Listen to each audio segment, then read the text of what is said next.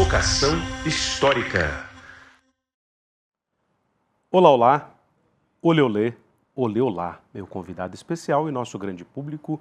Está começando mais um Provocação Histórica, vocês sabem, ao vivo nos canais do Instituto Conhecimento Liberta, desde 2021 e em todas as plataformas pós-pandêmicas, virtuais e surreais de um Brasil, de um mundo brutais, de um mundo invariavelmente cheio de guerras, seja a guerra interna do Estado brasileiro contra o seu próprio povo, muitas vezes ao longo da história do Brasil, sejam as guerras internacionais que não cessam de passar. E é por isso que o Provocação Histórica tenta aqui, desde 2021, trazer grandes nomes da nossa historiografia e da nossa intelectualidade de maneira geral, para poder trazer para vocês aqui os grandes debates que interessam para a gente interpretar, reinterpretar e ressignificar tanta força bruta, sobretudo na história brasileira. Então, como vocês sabem, eu sou o Lindenar Pareto, a essa altura, vocês já sabem, e vamos curtir, compartilhar e fazer viajar aqui a palavra da história no Provocação Histórica. Hoje eu tenho um convidado aqui que há tempos eu já conheço, a gente se encontrou alguns anos atrás, antes do mundo pandêmico, lá no Malasa, numa Latin American Studies Association, salvo engano, em Barcelona. Quando eu fui pela primeira vez a Barcelona e única, devo até hoje, né, aquelas cavas caras e tal. E aí, ali eu pude conhecê-lo, né? Um mineiro, um historiador formado em filosofia, mas depois feito historiador nas fontes, nos arquivos, e que está lançando um livraço pela editora Chão, que está aqui na minha mão, ó. Olha só, voz de minha alma. Caramurus Negros, a revolta dos escravos de Carrancas em Minas Gerais, em 1833. E ele vai no The Heart of the Matter e é o senhor da questão, pioneiro nesses estudos de uma revolta de escravizados que matou seus próprios senhores nessas fazendas todas na região lá de Carrancas. Ele vai contar tudo. Ele é Marcos Ferreira de Andrade. Seja muito bem-vindo ao Provocação Histórica, meu querido. Eu que agradeço, né, a oportunidade de estar aqui no Provocação Histórica. É um programa que eu acompanho já há bastante tempo e você faz um belo trabalho aí de divulgação, né, e de trazer temas tão importantes para a história e a memória do Brasil. Maravilha, fico muito feliz. Ele falou, pô, acompanho faz tempo, o pessoal assiste o Provocação, né? Fala, só tem 3 pessoas, mas tem um grande público e tem grandes intelectuais assistindo, né? Sim, tem uma turma boa que, né, acompanha o seu trabalho. Bacana, eu fico feliz, nem imaginava. Eu fui fazendo assim como professor cara de pau, de sala de aula, de chão de fábrica, mas fico muito feliz mesmo. Um beijo no coração de quem acompanha, o nosso público e os nossos colegas, né? Que acho que acabou dando certo porque veio gente tipo você, né? De boas pesquisas, pioneiros em boas pesquisas. Mas, vamos ao que interessa, né? Na verdade, você estuda há muito tempo a história da escravidão no século XIX, no Império do Brasil, conturbado Império do Brasil, e foi pioneiro no estudo de uma revolta. Aí depois você vai me explicar por que você fala escravo e não escravizado, para pensar nessa linguagem de hoje, né? Tá certo. É interessante também. Mas que história é essa? Por que Caramurus Negros? O que é a revolta de Carrancas? Então havia escravos que lutavam pela própria liberdade e matavam os seus senhores? Tipo o que falava o Luiz Gama? Eu acho que a gente precisa entender a história da escravidão, né? Porque a gente está falando ali de mais de 3 séculos de escravidão. Você, como historiador, também tem um conhecimento muito profundo do tema. Sabe que a gente tem que tem que considerar a historicidade, a dimensão processual da história da escravidão. O período específico da revolta de Carrancas é um período de intensificação da escravidão, né? Do tráfico, sobretudo do tráfico. Em Minas Gerais era a província do Império, naquele período, né? Província é o que a gente chamou de Estado. E de Estado, exatamente.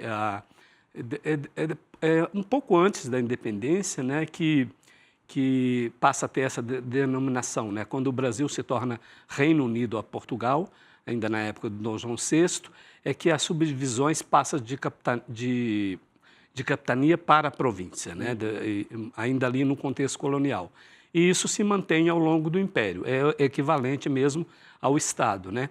Então, a província de Minas, no século XIX, vai ser a província que detinha a maior população escrava do Império, né? E eu trabalho com uma região, a comarca do Rio das Mortes, mas, sobretudo, o sul de Minas, era uma das áreas que mais dependia da escravidão, né? As propriedades escravistas tinham muitos escravos.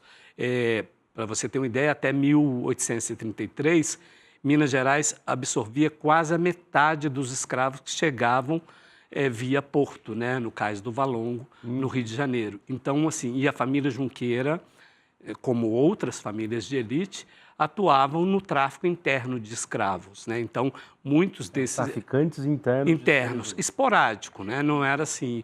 Eu encontro, né, na documentação dos tropeiros do Arquivo Nacional, que é um banco de dados fabuloso, que foi trabalhado pelo João Fragoso e pelo Roberto Guedes, né? Isso está disponível para pesquisa.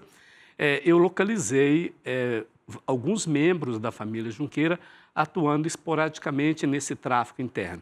Então, assim, é preciso a gente situar o contexto ali da revolta para entender, né, por que essa revolta ocorre ali na década de 1830. A revolta é o último recurso, né, que os escravos vão lançar mão. Por isso que também não tem tantas revoltas assim. E as consequências da revolta, elas são terríveis, né? Elas serão terríveis para os escravos de Carrancas. Depois a gente pode falar sobre isso, né? Mas o que eu acho que assim, seria interessante eu começar aqui, se você me permite, é dizer como que eu tive contato com essa documentação, né? A gente vive num contexto, né, nos últimos anos, de negacionismo, de perseguição das universidades, né? Uma situação muito terrível no Brasil. Então, assim, é muito importante a gente defender a universidade pública, né? Eu comecei esse projeto em 1992. Dois professores, né, que haviam se tornado, feito concurso, entrado na antiga FUNREI, que era uma fundação de ensino superior de São João del Rei, ainda não era a UFSJ, né? A UFSJ ela vai se tornar universidade só nos anos 2000, mas aí eles iniciaram, né, o professor Ivan e a professora Maria Tereza, iniciaram um projeto de catalogação da documentação forense da antiga comarca do Rio das Mortes.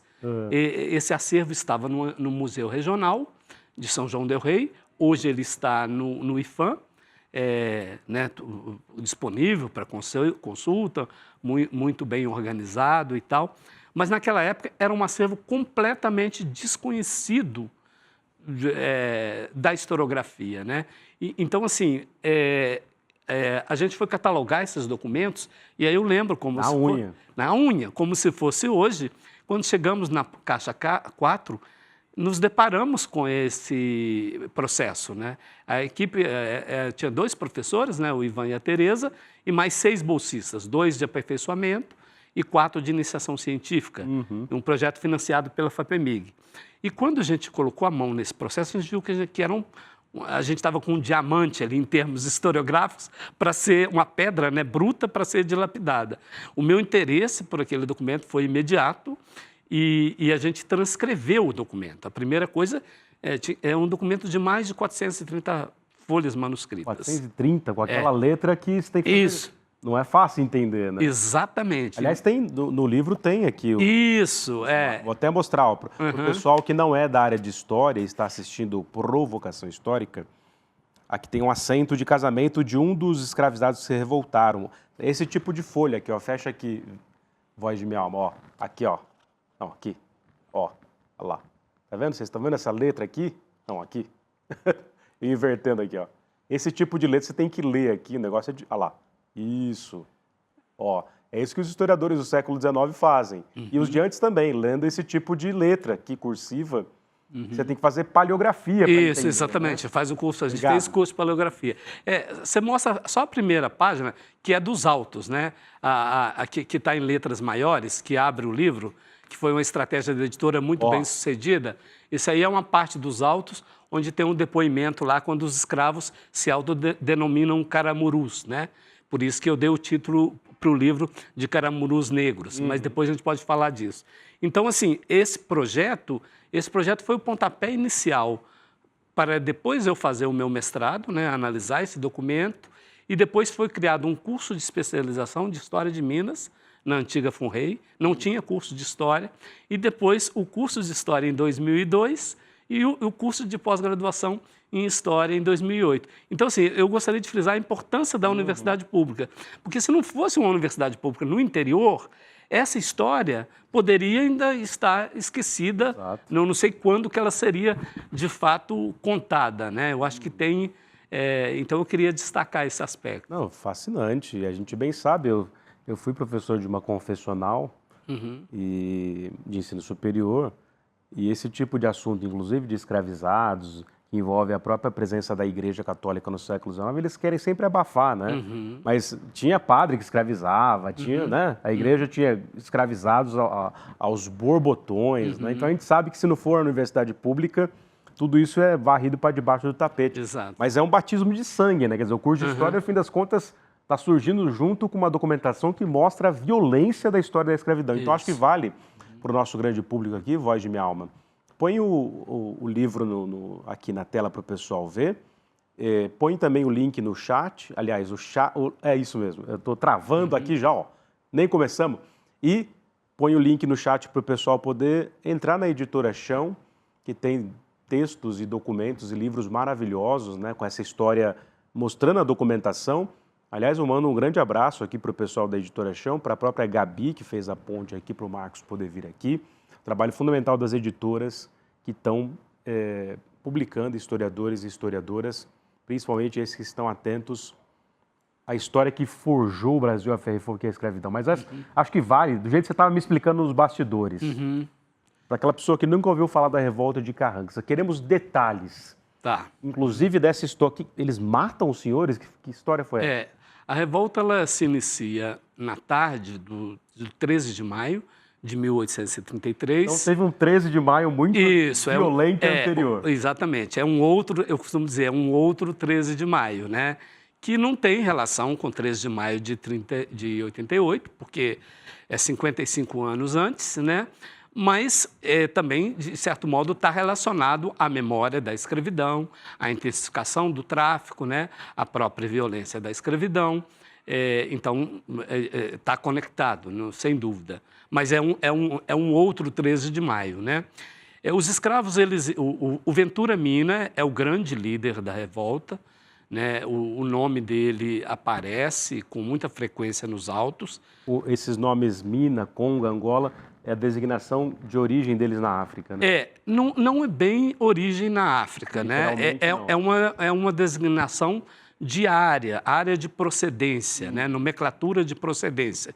Porque você tem documentos para alguns escravos que até recontam a própria história, que é o caso do Baquáqua, né? Que tem, né, alguém que escreve a própria história dele, que ele remonta né, ao grupo étnico que pertenceu, etc. Nesse caso, a gente fala que é uma nomenclatura do tráfico, né?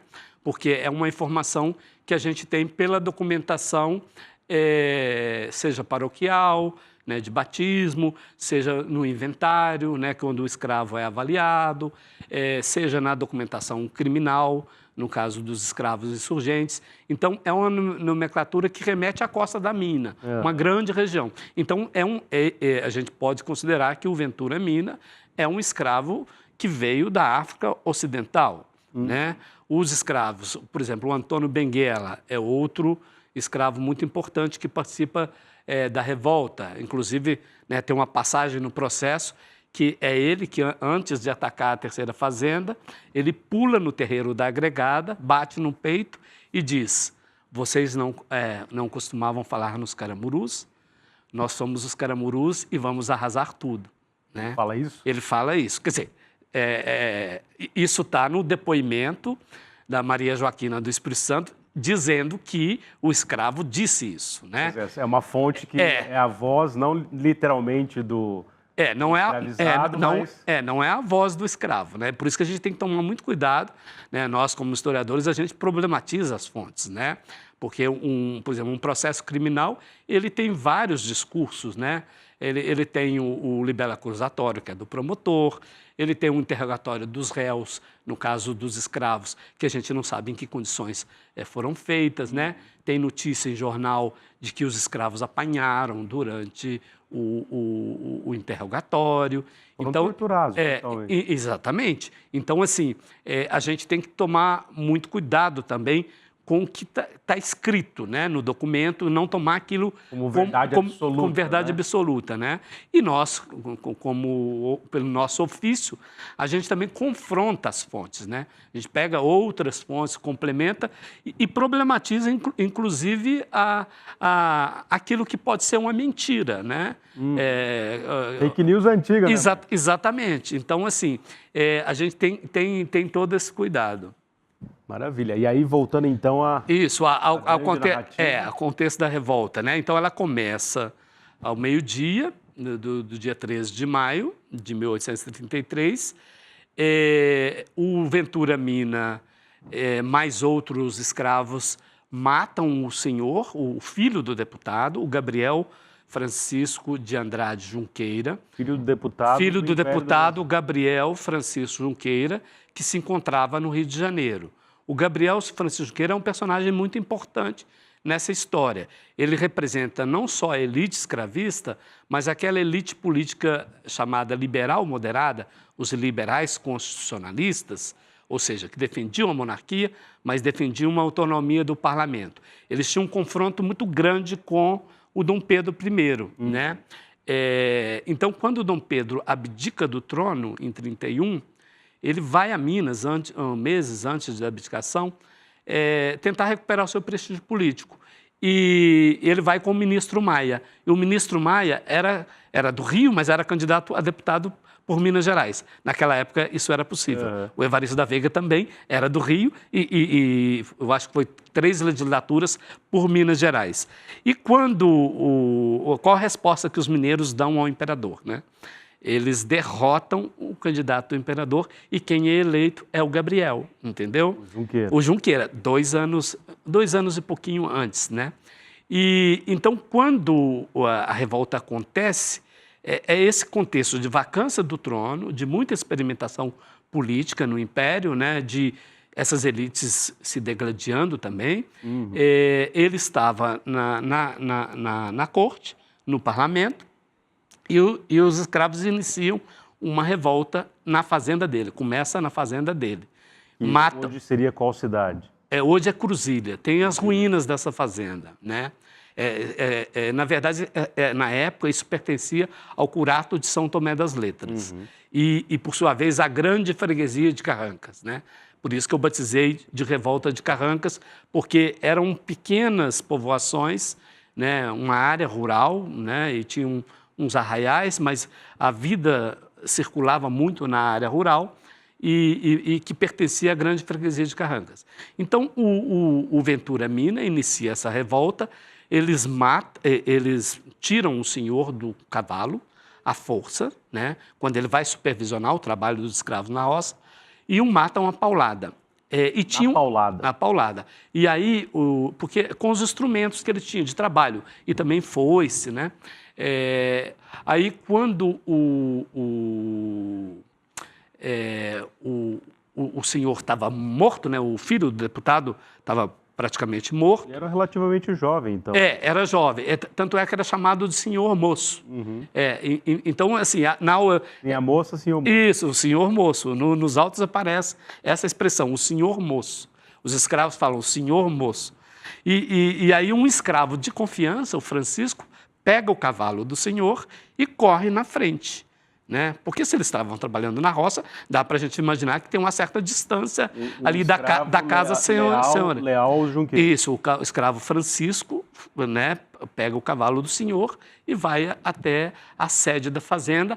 A família sai apavorada, inclusive a Inácia Constância, que era esposa do Gabriel Francisco Junqueira. Inácia Constância de Andrade era ninguém menos, ninguém mais do que a tia bisavó do Oswaldo de Andrade. Depois a gente pode falar... Eita, tá vendo? É tudo a mesma elite. Depois a gente pode falar dessas relações, né? Então, a família senhorial sai da casa com medo dos escravos, porque o escravo Francisco já tinha relatado o que tinha acontecido na roça. O Ventura Mina tenta atacar a sede da Campo Alegre. Os líderes, né? Exatamente, junto com mais 7, aí nesse momento eram 7. Porque é importante dizer isso, né? Quer dizer, nem todos os escravos estavam adeptos ou prontos a se rebelar. A fazenda da família Junqueira, nessa época, tinha mais de 100 escravos. A fazenda, mais de 100. Então, eles tinham os maiores plantéis do estado. Da região. Brasil. As maiores escravas... Do Brasil, não digo, né? Ali da região de Carrancas, ali do sul de Minas, com certeza. Começo do século XIX, 100 é gente para dedéu, né? Exatamente. É equiparado ao começo das fazendas de café, ao começo, né? No Vale do Paraíba, Fluminense e Paulista, né? Porque aí você sabe dos estudos demográficos, né? Tem uma média, considera ali no século XIX, de 20 escravos ou mais grandes escravistas, né? No caso de Carrancas, as propriedades nunca eram menos de 30, 50 seja, e tinha propriedades com 100, né? Com mais de 100. A do deputado também. Então, assim, aí é muito interessante você fazer essa matemática, né? Você tem 7, né? Dos escravos Junqueira que acompanham o Ventura Mina. Aí o Ventura Mina tenta atacar a sede, tinha 2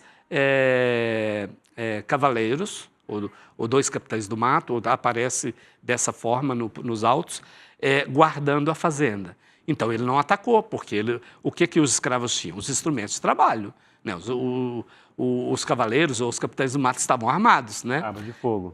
Exatamente. Aí eles foram, porque a família saiu da fazenda, porque ficou com medo mesmo dos escravos atacarem a sede. Eles foram para a fazenda Bela Cruz, que era uma fazenda que distava ali 1,5 léguas, então 6, 7 quilômetros da fazenda Campo Alegre. A Bela Cruz tem uma segunda sede muito antiga, que parece que foi reconstruída ou reaproveitada depois da revolta. E essa fazenda está de pé até hoje, na sua estrutura, um pouco modificada, porque ela já não está na mão da família Junqueira mais. Tinha uma senzala, né? No livro tem aí a foto da fazenda, quando eu tirei em 2003, com a senzala ainda de pé, uma das senzalas. Caramba. Mas não, agora a senzala não existe mais. Fizeram uma readaptação, né? Que outro proprietário adquiriu a fazenda, mas a estrutura básica dela continua de pé. Nessa fazenda, o Ventura Mina vai encontrar com outro escravo Mina, que é considerado o cabeça da insurreição, que é o Joaquim Mina. E encontra o Joaquim Mina na roça, aí ele vai com todos os escravos que estavam na roça, aí esse grupo, acredito que já soma mais de 30, e eles atacam de surpresa a sede da fazenda. Aquela pergunta que você falou de matou toda a família, aí eles matam toda a família. Eles invadem a sede. Eles invadem a sede, matam o José Francisco Junqueira, que é irmão do deputado, mata a esposa dele, mata um irmão dele, mata a filha dele, a Emiliana, matam netos dele. 2 crianças. E tem uma criança recém-nascida, que é neta dele, de 2 meses de idade, que os escravos matam também. E aí depois, nessa segunda fazenda, um grupo fica de tocaia. O genro dele, que era o Manuel José da Costa, é avisado, ele estava na Campo Alegre, quando começa a revolta, avisam a ele que os escravos não estavam mais lá. Eu não sei quem avisou, mas aparece assim, né, essa informação. Ele vai à noite para prestar socorro da esposa, né, o filho, a filha dele e tal. E assim que ele cruza a porteira, esse grupo também o mata. Inclusive o pajem, aí, que é muito curioso também. Eu digo que uma revolta escrava ela é uma janela para a gente entender como é que está estruturada a sociedade escravista. Você vai ter escravo leal, né, que luta do lado do senhor, e você vai ter escravo que você acha que ele vai ser leal ao senhor, e não é, ele participa da revolta. Tem um escravo que era pajem. Mudou de lado. Exatamente, na hora da revolta mudou de lado. Tinha um escravo que era pajem do José Francisco. Pajem é um escravizado doméstico. Isso, né? É porque ele já era cego, né? A família Junqueira, como eles também tinham muitos casamentos endogâmicos, eles tinham uma doença congênita. Os homens morriam cegos na velhice. o José Francisco Junqueira já era septuagenário. E ele já era cego, então ele precisava de um escravo que o acompanhava. E esse pajem, ele também amansava cavalos. A família está vinculada à história do cavalo Mangalaca Machador, Caramba. mineiro. Olha, você sabe que, desculpa te interromper, mas a gente entrou aqui para vir para a entrevista, aqui no estúdio do ICL, na Vila Mariana, aí o Marcos Andrade e eu damos de cara, eu sempre encontro ele aqui, obviamente, com o Chico Pinheiro. Isso. E a primeira coisa que o Chico Pinheiro me falou, a hora que você veio aqui para cima, eu fiquei lá conversando com ele, ele falou, você sabe que os Junqueiras são os responsáveis pelos Mangalaga e tal? Eu falei, ou seja, ricos pra caramba, né? Isso. O dinheiro deles vem da história da escravidão. Sim. Traficando o ser humano. Como vários membros da elite, né? A gente está pegando a história de uma família, mas a história deles não é diferente. Você pega os grandes clãs parentais do Brasil, de São Paulo, Rio, né, do Sul. Escravistas de quatro encostados. E sim, do Norte também. A própria história do Oswald de Andrade, né? Ele vem de duas famílias escravocratas, uma do Norte e uma de Baipendi, né? Do lado materno do Norte e do lado paterno de Baipendi. E morreu comunista e pobre, hein? Pois Quem diria, né? Grande Oswald de Andrade. Pois é. Então, assim, né, só para a gente terminar essa narrativa da revolta, eles matam esse pajem, né? Matam o pajem. O Manuel José da Costa pede clemência a esse pajem. E ele o acaba de matar. Então, é isso que eu estou dizendo, que é uma janela para a gente entender. Onde você acha que o escravo vai ser leal ao Senhor, não é. E onde você acha que o escravo vai rebelar, ele é leal ao Senhor. Então, assim, é muito importante... É a vida, né? Isso, exatamente. É muito importante para você entender as contradições do próprio sistema escravista e não simplificar, né, a história da escravidão. O que eu quero com esse livro, né, e aí, né, eu acho muito interessante, você comentou, a proposta da ação é fabulosa, porque ela coloca o autor em contato com o documento. Então, e primeiramente o documento, né? Então, aí tem várias partes dos autos. O auto de corpo de delito indireto, interrogatório dos réus, libelos acusatórios, as sentenças, né? Então, assim, o leitor tem um contato com o documento. Depois ele vai ter contato com a análise, né? Eu estudo essa história há mais de 3 décadas. Então, assim, o nível também do detalhamento... Então, assim, o meu objetivo com esse livro é chegar para além dos historiadores, dos meus alunos de história, dos meus orientandos de graduação ou pós-graduação, entendeu? Eu quero chegar a um público mais amplo. Então, eu tive muito também essa preocupação de escrever um texto que o leitor comum, né, que não tem assim, muito conhecimento da história da escravidão, numa história tão dramática, tão violenta, né, tão pesada, porque é uma história pesada, né, você entender também a humanidade que está presente ali, dos escravos, das relações com os senhores, por que não? Não é porque né? você é um escravizado, é preto ou pardo, que você vai se identificar com os de África também. Sim, porque a escravidão ela é fundamentada na desigualdade, né? Ela é hierarquizada. Os senhores precisavam lidar com essas hierarquias para dominar os escravos, inclusive para impedir justamente isso, uma revolta desse tipo. Então, eles, né, premiavam alguns escravos poderiam constituir famílias, o apadrinhamento, né? Ele é tão importante, o apadrinhamento do senhor com o filho dos escravos. Tem um caso fantástico aí no livro, que depois a gente pode falar que foi uma descoberta recente que eu fiz em relação à revolta. Mas vamos voltar lá. Tá, mas antes de você terminar essa parte, olha aqui, gente.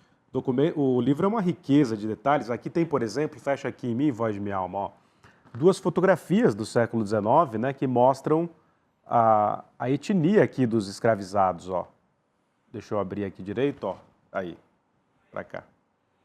Tá vendo? Então, o que vocês estão vendo aí, são imagens impressionantes de homens de origem africana escravizados no Brasil.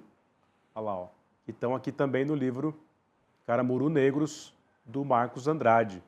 Tem a foto da senzala aqui também, que eu separei, Aparece aqui, Isso, a parte é a de baixo, né? Isso, em cima é a sede antiga que eu tirei em 2003, que a cruz está de madeira. Agora houve algumas mudanças, né? Embaixo é a senzala. É a senzala, que não existe mais. Dá um close na senzala aqui, ó, de como era, ó. E os escravizados ficavam aqui. Você Isso. fala escravos de propósito, né? Porque na documentação do século XIX... Exatamente, porque esse é um termo, né, que vem sendo muito utilizado pela militância, pelos movimentos sociais. Respeito, acho legítimo e tal, mas eu acho que Nas fontes nunca aparece. Não, aparece raramente, mas já no contexto da abolição. Né? Não no contexto que eu estou trabalhando, né? Porque o contexto que eu estou trabalhando... O escravo mina, é o escravo... Isso, humano. o preto mina, preto ventura. Então, preto também é uma designação para africano, né? Quando aparece nas fontes. Então, quer dizer, como historiador, você sabe, a gente tenta aproximar o máximo daquele tempo, né? E para a gente entender a lógica da escravidão ou a própria relação de dominação que está, né, colocada na sociedade escravista, é muito importante a gente se ater aos termos históricos, né? E o sentido que ele significa, né, naquela época. Por isso que eu uso o termo escravo, né? Eu acho que é essa contribuição, né, científica, como historiador, que eu posso dar para a sociedade. Né? Não significa negar que esses sujeitos, evidentemente, nascem livres, mas Sim. na sociedade que escraviza, ele é escravo até juridicamente, né? Isso, exatamente. Eu acho que o termo tem até mais força, né, para mostrar essa relação, essa hierarquia, essa relação de dominação e de exploração. E aí, como que eu resgato, né, a humanidade dos escravos? Trazendo-os para a história, né?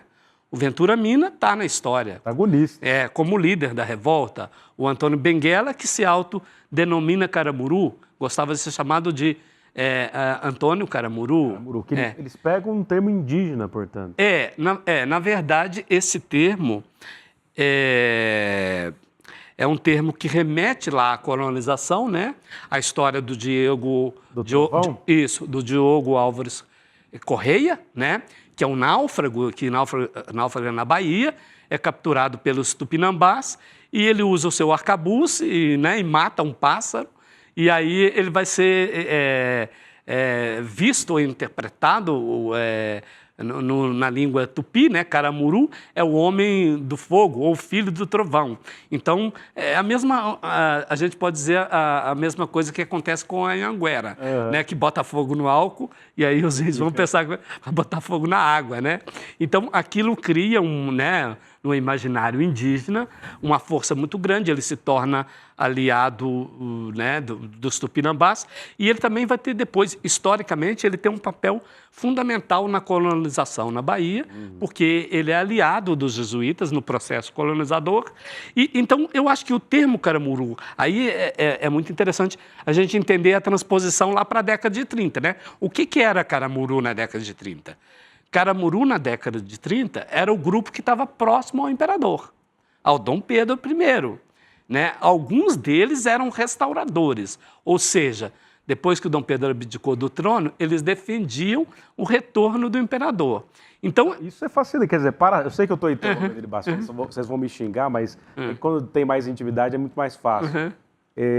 Então, se trata de pretos africanos escravizados ou escravos que, na verdade, estão passando pano para o imperador Dom Pedro? Porque eles estão contrários aos Junqueira e são aliados do Pedro. Isso, exatamente. Porque, inclusive, tem uma tentativa em 31. É muito curioso, quando a gente pegou o processo pela primeira vez, a primeira notícia que apareceu era de um padre, o vigário Joaquim José Lobo, que foi acusado de ser o incitador da revolta, né? Incitou os escravos à insurreição. Porque sempre tem aquelas perguntas chaves dos autos, né? Teve algum branco que incitou os escravos à insurreição? E aí já apareceu logo de cara o vigário Joaquim José Lobo. Eu encontrei um documento, na verdade é um inquérito que não foi adiante, de 31.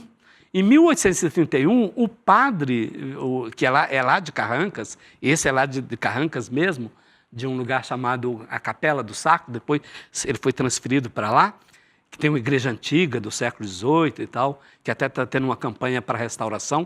Quem puder ajudar, tem uma associação comunitária para restaurar essa igreja, que é uma igreja belíssima. Ele foi acusado de espalhar o boato de que o imperador abdicou do trono porque queria aforrear os escravos. Então, ele foi o primeiro branco indiciado na revolta de 33. Por quê? Ele teve um processo antes, em 31, de incitar os escravos à rebelião. Só que essa rebelião não foi adiante. Então, ele foi o primeiro suspeito. Agora, em Carrancas, em 33, a gente tem que entender que o contexto ali já estava mais tenso, né? Quando abdicou, quando o imperador abdicou do trono em 31, a situação já não estava boa no Império como um todo, né? Mas quando, em 33, você tem várias revoltas entre as elites, né, que vão ocorrer ali ao longo da regência em distintos pontos do Império. Mas em Minas ocorre a chamada sedição de 1833, ou a revolta do Ano da Fumaça, que é tido pelos liberais moderados, por esse grupo do Gabriel, do Bernardo Pereira de Vasconcelos, do Evaristo Ferreira da Veiga, é interpretado por esse grupo como uma sedição restauradora. Ela é contemporânea à Revolta de Carrancas. Ela começa no dia 22 de março e termina no dia 23 de maio. Ou seja, a Revolta de Carrancas ocorre 10 dias antes do término dessa sedição.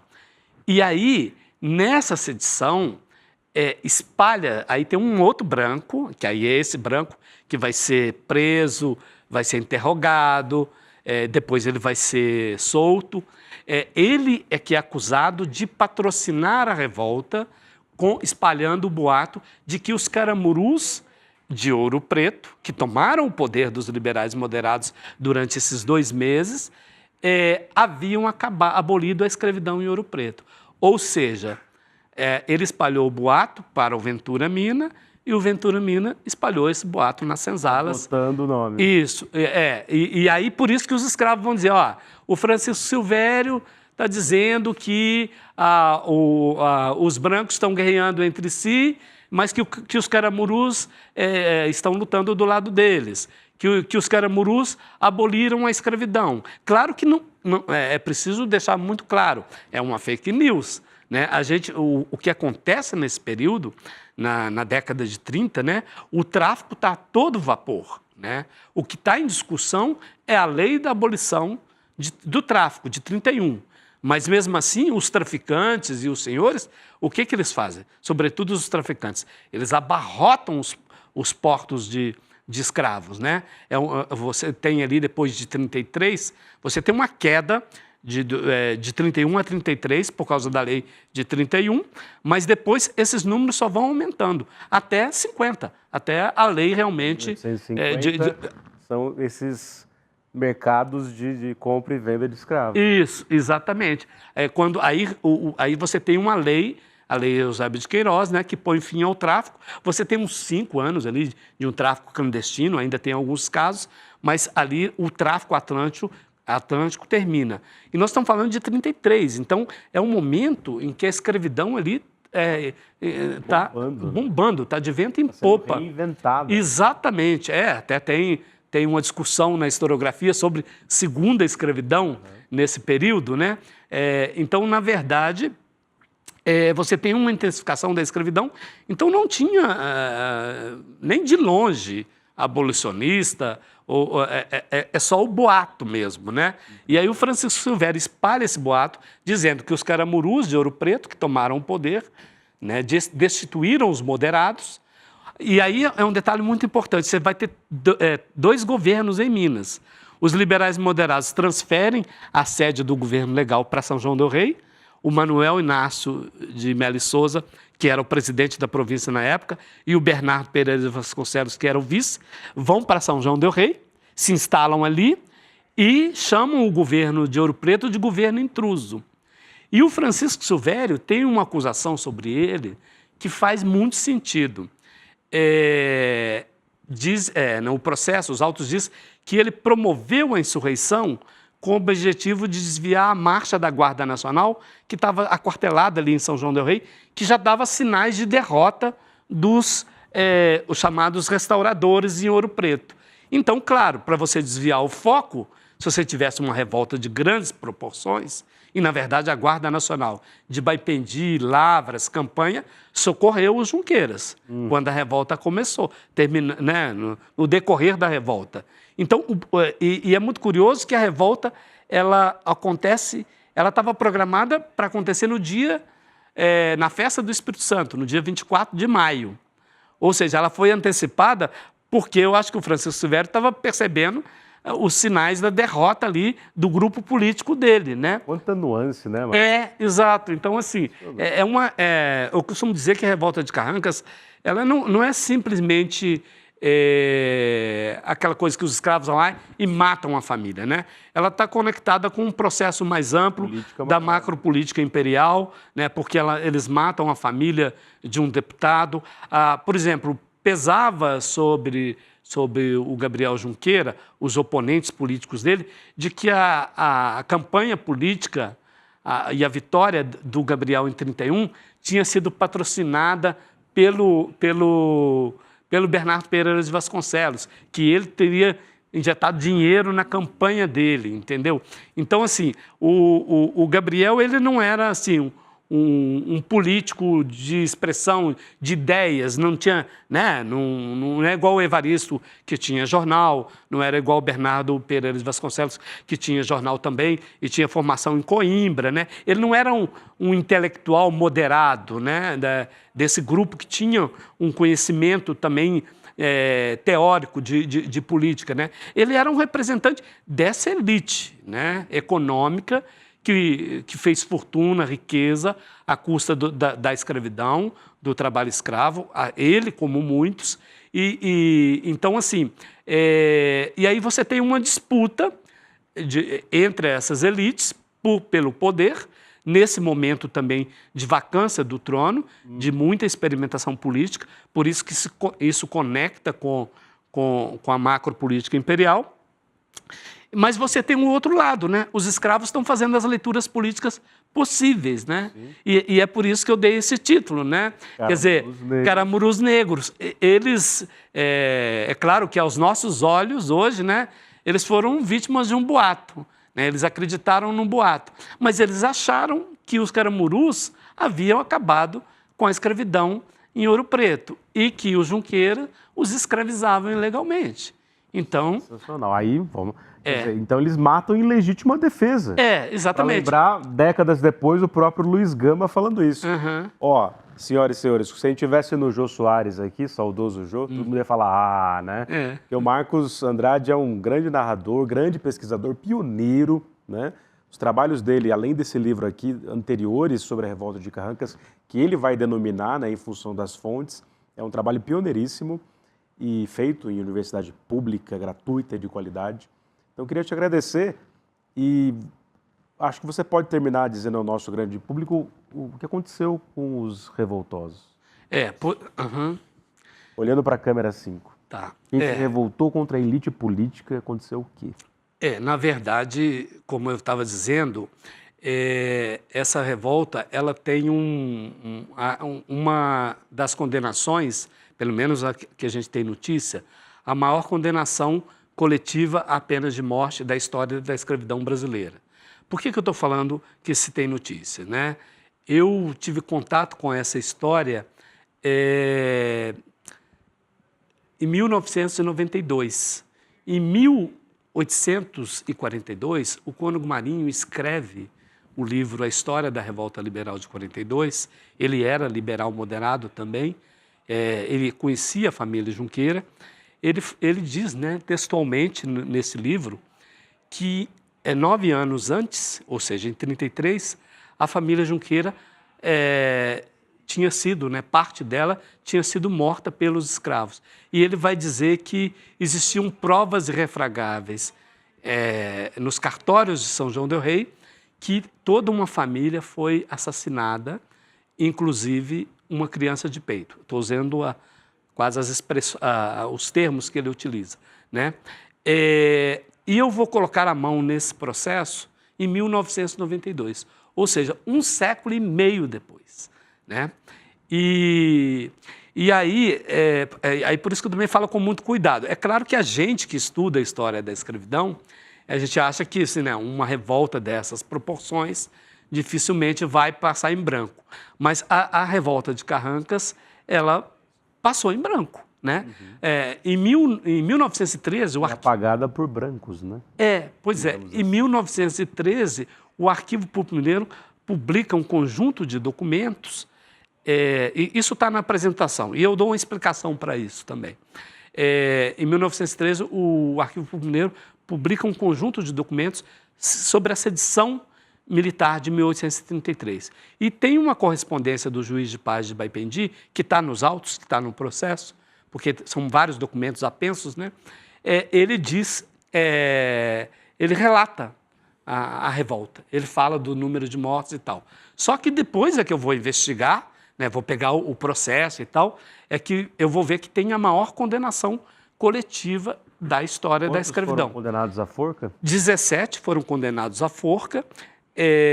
Desses 17, o único que conseguiu se livrar da forca foi o Antônio Rezende, porque ele fez um acordo com o juiz municipal. Acredito que não tinha carrasco em São João del Rei. São João del Rei era a cabeça da comarca, né? Era a sede da comarca, então as execuções ocorriam ali. Os escravos foram enforcados em São João del Rei. 12 foram enforcados em 3 dias, 4 por dia, no início de dezembro de 1833, foram enforcados na Rua da Forca, na vila de São João del Rei. E os últimos 5 que estavam condenados, dentre eles o Antônio Rezende, foram enforcados, exceto o Antônio Rezende, no dia 23 de abril de 1834. Por que houve esse retardamento desses últimos? Porque esses últimos foram os únicos que peticionaram a graça ao imperador. Num processo, o escravo poderia ter o curador, né? Mas o curador dos escravos era uma pessoa próxima ao Junqueira. Também não tinha interesse, né? E a regência queria punir também exemplarmente, né? Porque quem respondia pelo imperador, poder moderador nessa época, o Dom Pedro era menino, né? Menor de idade, era a regência. Então a regência vai condenar exemplarmente. O único que se livra da forca é o Antônio Rezende, porque ele tinha feito um acordo com o juiz municipal, ele já tinha enforcado os 12 no início de dezembro, e ele é que vai enforcar os 4 últimos. E depois, me parece, isso é uma coisa que eu ainda estou investigando, porque tem um carrasco que o sucede, que é o Fortunato, entendeu? E ele acaba morrendo, acredito que morreu na cadeia de São João del Rei. Então esse foi o desfecho da... Sim, isso. Impressionante.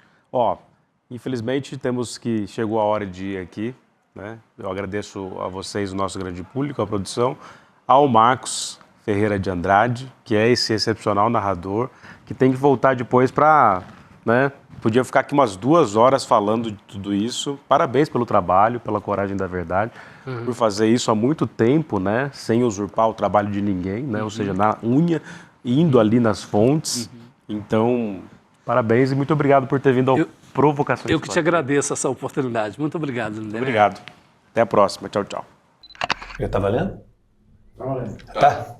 Pois é, turma. Eu tive que trocar a tela do computador para caber o plano que a gente está construindo há mais de 2 anos para o ICL. São mais de 300 pessoas envolvidas na construção desse que é o novo e mais revolucionário capítulo do ICL. Eu vou anunciar as novidades no dia 27 de julho e não vai ficar pedra sobre pedra. Quanto à turma lá da extrema-direita, que eles comecem a perder o sono, porque o negócio vai ficar ruim para eles. E a gente vai inaugurar um novo paradigma na educação, no jornalismo e no entretenimento. E vocês vão poder fazer parte disso. O melhor de tudo, para sempre. Vocês não perdem por esperar. Até lá.